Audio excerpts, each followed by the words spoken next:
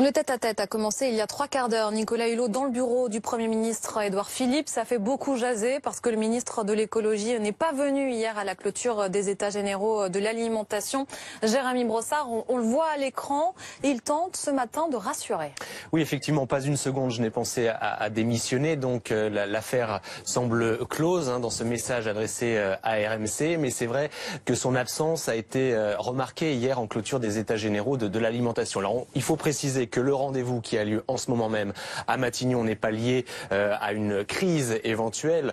C'est un rendez-vous hebdomadaire qui a été reporté à plusieurs reprises pour des raisons d'agenda. Mais il se trouve qu'il intervient effectivement au lendemain de cette absence remarquée. Pas de démission envisagée donc pour Nicolas Hulot, mais sans doute le ministre de l'écologie tente-t-il de faire pression parce qu'il l'a expliqué hier, le compte n'y est pas en matière d'alimentation. Ce n'était pas suffisamment conclusif, dit-il hier, et ce n'était pas pour moi le temps de conclure. Il cherche donc à faire pression clairement auprès du Premier ministre pour que le travail se poursuive en matière de réforme de la filière agricole en France. On sait qu'il milite pour une filière qui soit saine, qui soit durable, et manifestement les premiers arbitrages ne le satisfont pas, et donc il tente ainsi de faire pression pour gagner certains arbitrages, même si pour l'instant l'idée de la démission est écartée. Le mal-être de Nicolas Hulot, c'est un thème récurrent, Jérémy Brossard, c'est un ministre à part, mais on sait aussi qu'Emmanuel Macron le chouchoute.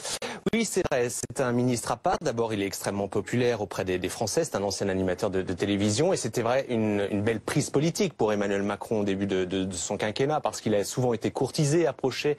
Nicolas Hulot, il a toujours refusé les postes ministériels. Il a été conseiller pour la planète sous le quinquennat de François Hollande, et c'est vrai que Emmanuel Macron a trouvé les mots pour le convaincre de rejoindre le gouvernement et de prendre en charge les gros dossiers écologiques du moment. Donc c'est vrai que c'était une belle prise politique pour Emmanuel Macron, qui a redit il y a quelques jours dans une interview à la télévision tout le bien qu'il pensait de son ministre, qualifié d'inquiet, un inquiet qui agit, qui n'est jamais satisfait. Et c'est vrai que cette question de la démission éventuelle de Nicolas Hulot revient régulièrement, parce qu'il y a beaucoup de dossiers sur lesquels il y a des décisions à prendre et qui ne vont pas forcément dans le sens de l'écologie et de ce que souhaite Nicolas Hulot.